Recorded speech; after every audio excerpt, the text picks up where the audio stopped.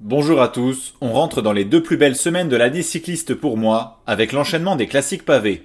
Et on commence avec l'E3, un mini tour des Flandres avant l'heure. En 2024, Mathieu Van Der Poel avait écrasé la concurrence, finissant 1 minute 30 devant Jasper Stuyven et Wout van Aert. Le néerlandais s'était envolé dans le Paterberg à 44 km de l'arrivée, pendant que Van Aert chutait et perdait toute chance de rivaliser.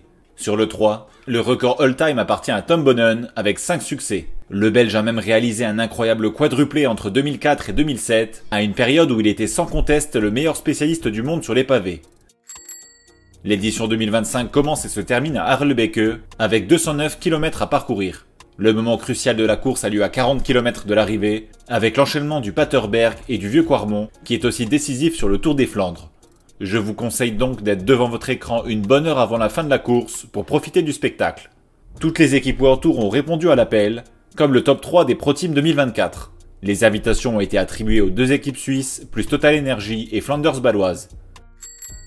Après leur superbe affrontement sur Milan-San Remo, on retrouve Mathieu Van Der Poel, Tadej Pogačar et Filippo Ganna.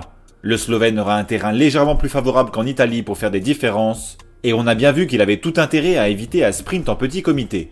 Wout van Aert, double vainqueur de l'épreuve, sera également de la partie pour s'immiscer dans cette lutte royale. Mats Pedersen, Michael Matthews et Matteo Jorgensen sont aussi de sérieux clients en fonction des circonstances de course. Côté français, les meilleures cartes sont Julian Alaphilippe et Valentin Madouas, mais je n'y crois pas vraiment, même pour un podium. Pour mes pronos, je vois bien Pogačar dynamiter la course dans le Paterberg avec le seul Van Der Poel dans sa roue.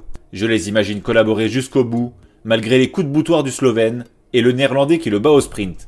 Vu ce qui s'est passé samedi dernier, si Pogačar ne parvient pas à distancer MVDP, il devrait la jouer plus stratégique et forcer le coureur d'Alpecin à rouler plus pour avoir de meilleures chances au sprint. Derrière, j'imagine un petit groupe se jouer la 3ème place, avec Mats Pedersen qui règle le sprint.